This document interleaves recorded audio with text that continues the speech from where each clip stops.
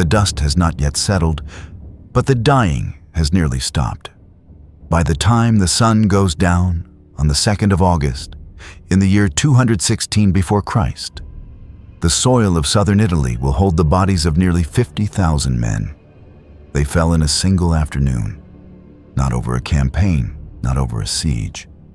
In one afternoon, in a space smaller than a few city blocks. No artillery, no machine guns, just iron and bronze, and the weight of bodies pressed against bodies until men could no longer lift their arms to defend themselves. This is the battle that military academies still teach 22 centuries later. The day a smaller, hungrier army did not merely defeat Rome, it erased a Roman army from the face of the earth. To understand the horror, you first have to understand the confidence. For 2 years, a Carthaginian general named Hannibal had been loose inside Italy. He had marched an army across the Alps and emerged on the other side like a nightmare Rome could not wake from. At the river Trebia, he destroyed a Roman force. At Lake Trasimene, he ambushed and shattered another. Twice Rome had been humiliated on its own ground. So the Senate did something extraordinary. It raised the largest army in the history of the Republic, roughly 80,000 men. 8 full legions and their allied troops marching as one. A force so enormous it was meant to simply overwhelm anything in its path. Against this, Hannibal could field perhaps 40 to 50,000. Outnumbered nearly 2 to 1. Far from home, living off the land. On paper, it was over before it began. Rome marched under 2 consuls that summer, Lucius Aemilius Paulus and Gaius Terentius Varro. One was cautious, one was eager, and by Roman custom, they alternated supreme command 1 day each. On the day the cautious one held command, the army waited. On the day the eager one held command, he chose to give Hannibal exactly what he seemed to want: a battle on flat, open ground.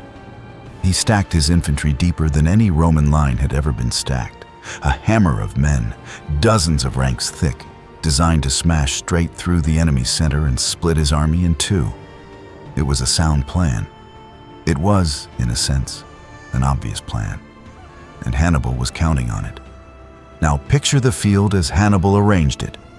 He took his weakest troops, Gauls and Spaniards, and placed them in the very center, pushing them forward into a bulge that arced toward the Romans like a drawn bow. His finest, most disciplined soldiers, his veteran African infantry, he held back on the wings, hidden in the line. His cavalry he massed on the flanks, heavy horse on one side, the swift Numidian riders on the other. You are standing in the Roman front rank. You see that bulge of enemy bend toward you. It looks like weakness. It looks like the soft middle of the line, the place to break them. Everything in you says, push there.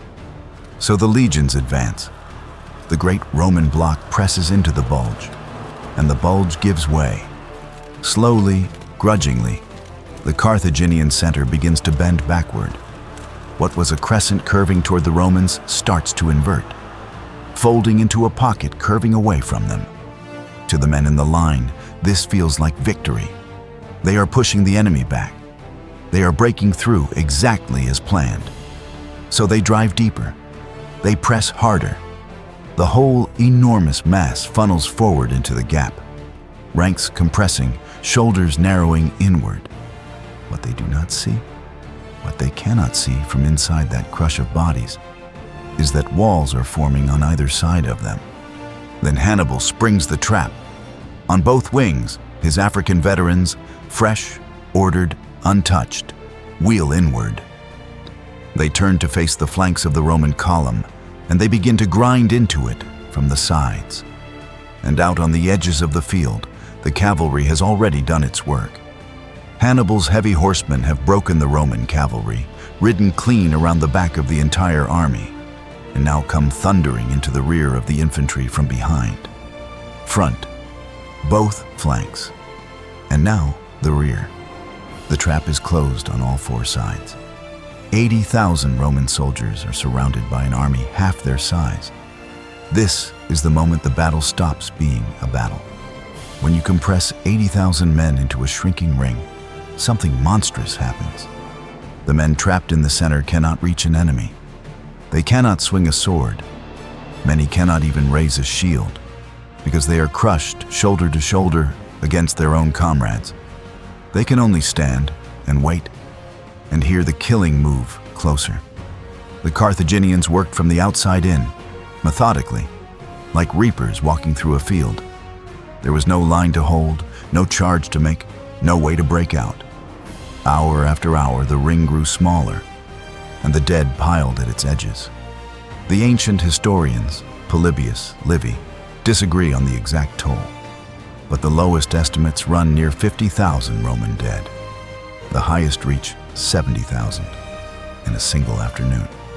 When it was over, the field belonged to Hannibal. The consul Paulus was dead. So were dozens of men of senatorial rank, the political heart of the Republic, cut out in an afternoon. The other consul, Varro, escaped with a handful of survivors and rode north to carry the news. In Rome, there was no army left to stop Hannibal. The city descended into terror, turning to ancient, desperate rituals, even human sacrifice, to beg the gods for mercy.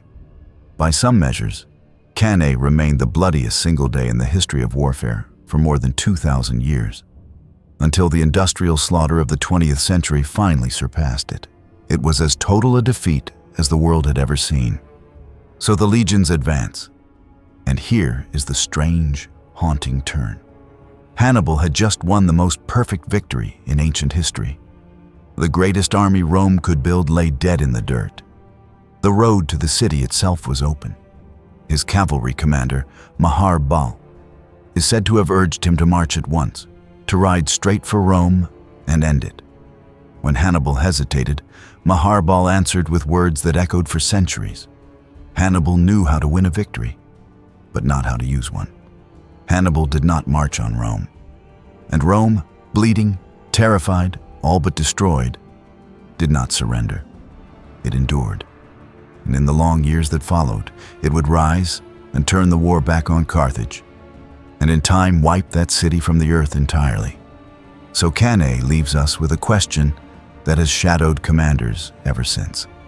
What is the worth of the most perfect victory ever won, if it is not enough to win the war? Hannibal destroyed an army so completely that 2,000 years later, we are still studying how he did it. And still, in the end, he lost.